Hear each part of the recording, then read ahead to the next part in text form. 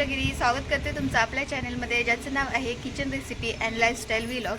तर आज आपण बनवणार आहोत भरली वांगीची रेसिपी। तर तुम्ही बघितलीच असेल रेसिपी आत्ताच। तर चला आपण आज रेसिपीला सुरुवात करूयात। तर आज आपण बनवत आहोत वांग मसाला, म्हणजे भरलं वांग। तर त्यासाठी मी 7 ते 8 एवढे छोटे वांगे घेतलेले आहेत। त्याला अशा प्रकारे कट करून घ्यायचं 4 भागामध्ये आणि नंतर त्याला पाण्यामध्ये टाकून घ्यायचं लगेच, कारण लगेच आपण पाण्यामध्ये नाही टाकलं कट करून तर ते काळे पडतात। त्यामुळे कट केल्यानंतर ना लगेच असं पाण्यामध्ये टाकून घ्यायचं आणि धुवून घ्यायची स्वच्छ अशी। तर आपण आता त्यामध्ये थोडासा कांदा घेऊयात, बारीक चिरून घ्यायचा कांदा, थोडा टोमॅटो ऑप्शनल आहे, तुम्हाला जर हवे असेल तर तुम्ही टाकू शकता, नाही तर नाही टाकलं तरी चालेल। नंतर त्यामध्ये टाकायचं चवीपुरतं मीठ, 1 चमचा हळद, 1 चमचा गरम मसाला, 1 चमचा धनिया पावडर आणि आपण घरी बनवलेली चटणी, ती तुमच्या तिखटप्रमाणे टाका। त्याच्यानंतर ना शेंगदाण्याचा कूट टाकायचा 1-2-3 चमचे, थोडंसं तेल टाकून घ्या। हे सगळं मिश्रण एकत्र करा। एकत्र झाल्यानंतर मग आपण कट केलेल्या वांग्यामध्ये सगळं भरून घ्यायचं। सगळं मिक्स झालं की आपण कट केलेले वांगे आहेत त्यामध्ये असं 4 साईडने भरून घेऊयात।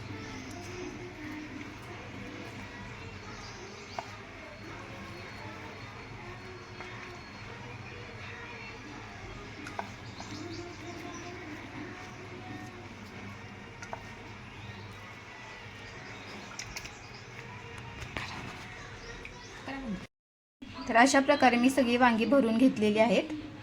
आता आपण फोडणीला देऊयात। तर मी छोटा कुकर घेतलेला आहे, त्यामध्ये आता आपण तेल घालून घेऊयात। कुकरमध्ये लगेच शिजलं जाईल आपलं वांग एका शिट्टीमध्ये, म्हणून मी कुकर वापरलेला आहे। तुम्ही कढईमध्ये वगैरे करू शकता। तेल आपलं चांगलं तापवून घेऊयात। आता आपलं तेल चांगलं तापलेलं आहे। आता आपण त्यामध्ये जिरं टाकून घेऊयात। जिरं चांगलं तडतडल्यानंतर लसूण, खोबरं आणि कोथिंबीरचा थोडासा मसाला टाकून घेऊयात।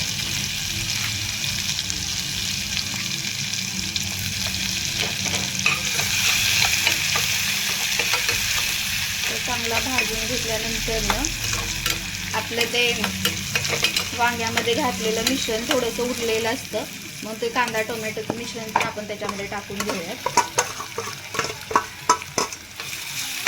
हा कांदा चांगला भाजून घ्यायचा।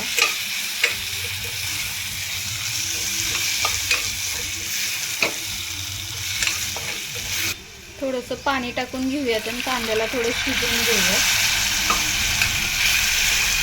थोडंसं पाणी टाकून कांदा झाकण ठेवून 1-2 मिनिटं शिजवून घेऊ। कांदा चांगला शिजलेला आहे। आता आपण त्यामध्ये भरून घेतलेली वांगी टाकून घेऊयात। वांगी चांगली या मसाल्यामध्ये आपण मिक्स करूयात।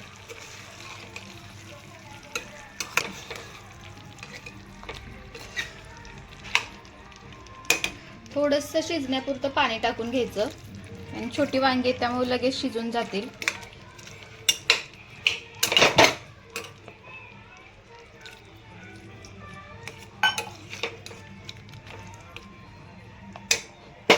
त्यामध्ये आपण थोडीशी आता कोथिंबीर टाकून घेऊयात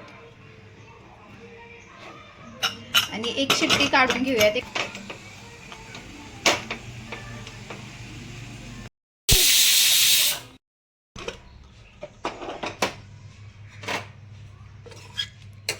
छान असं आपलं वांग तयार शिजून आहे बघा, भरलेले वांग।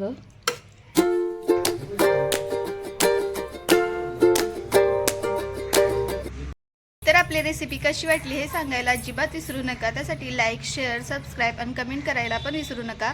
भेटूया तशाच नवनवीन रेसिपी घेऊन। बाय।